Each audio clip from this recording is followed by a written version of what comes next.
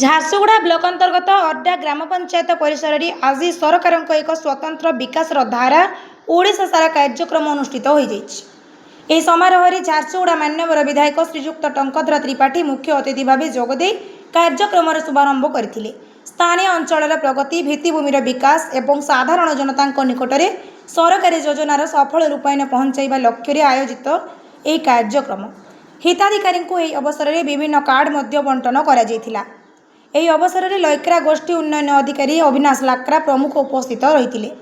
କାର୍ଯ୍ୟକ୍ରମରେ ଅର୍ଡା ପଞ୍ଚାୟତର ସରପଞ୍ଚ ବୀଣାପାଣି ପୋଡ଼ଙ୍କ ସମେତ ବିଜୟ ଶର୍ମା ଏବଂ ଉଦ୍ଧବ ସିଂ ନାୟକ ପ୍ରମୁଖ ମଞ୍ଚାସୀନ ରହି ସ୍ଥାନୀୟ ସମସ୍ୟା ଓ ବିକାଶର ରୋଡମ୍ୟାପ୍ ଉପରେ ନିଜ ନିଜର ବହୁମୂଲ୍ୟ ମତାମତ ଉପସ୍ଥାପନ କରିଥିଲେ।